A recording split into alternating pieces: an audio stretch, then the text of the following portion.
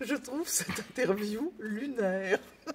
Excusez-moi, mais c'est rafraîchissant. Alors, je vous félicite pour l'originalité de vos questions, parce que je pense que c'est à peu près la 3472e fois qu'on me la pose. L'avantage, c'est d'abord de connaître un certain nombre de tours et de détours du sérail, de savoir comment il faut procéder en politique, parce que c'est un milieu qui est une sorte de caste, pas de secte, mais parfois avec des comportements sectaires. Donc on connaît les clés d'entrée, on connaît les codes, et ça c'est très utile. Mais ensuite, justement, ce fait d'être une fille d'eux, ça vous nuit beaucoup, parce qu'au départ, on dit « Ah bah oui, on n'est pas légitime, on aurait reçu quelque chose en héritage », alors qu'on ne reçoit rien en héritage. Ce sont les électeurs qui vous élisent.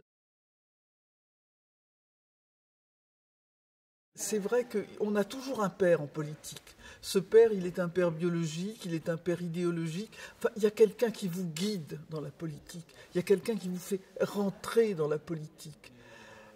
Et c'est vrai qu'on comprend que c'était difficile pour un homme de parrainer la candidature ou la carrière d'une femme, sauf à ce qu'on dise oui, bon, c'est sa maîtresse, c'est sa bonne amie, vous connaissez les ragots en politique. Au moins, d'être la fille d'un père biologique vous épargnait tous les soupçons de promotion canapé dont évidemment les commentateurs toujours pervers et stupides vous abreuvent. J'ai présenté ma candidature dans un secteur qui avait voté à 58% pour François Mitterrand, dans lequel il y avait un conseiller général socialiste, un type formidable, ancien résistant, aimé de tout le monde, un gars très très bien. Et ce gars-là, je l'ai battu. Est-ce que vous pensez que c'était parce que j'étais la fille d'eux? Non, c'était parce que c'était moi, Roselyne Bachelot-Narquin. C'est moi qui gagne, parce qu'on gagne tout seul. Je pense que si j'ai mené mes combats, si j'ai créé mon image, je ne me le dois qu'à moi-même. Il y a beaucoup de combats où j'ai été très seul. Il y a des combats d'ailleurs que je ne partageais pas du tout avec mon père.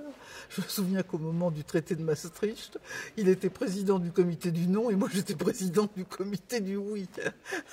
Et c'est sûr que par exemple dans mes combats pour la lutte contre les discriminations liées à l'orientation sexuelle, mon père regardait ça avec beaucoup de bienveillance, mais c'était pas un homme qui comprenait dans sa génération, qui comprenait ses combats, même s'il les regardait sans animosité, mais il me regardait comme un oiseau étrange. Oui, c'est sûr que ma notoriété a été construite non pas par rapport à la sienne, mais par des combats qui me sont propres et dont je n'ai pas hérité. Ma première campagne, on ne se posait absolument pas la question de l'image. On faisait des conférences de presse avec des journalistes qui avaient ces questions et il y avait vos réponses in extenso le lendemain dans le quotidien local. Moi, j'ai bâti ma carrière politique sur des fondamentaux qui sont plus du tout ceux qui sont là aujourd'hui. Mais je regarde les choses avec intérêt. Toutes ces campagnes à coups de réseaux sociaux, tous ces députés de La République En Marche qui surgissent de nulle part.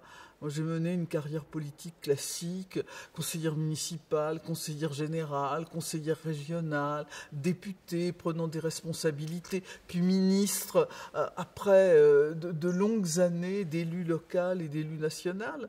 Maintenant, vous pouvez vous faire élire sans que personne vous connaisse, c'était impensable.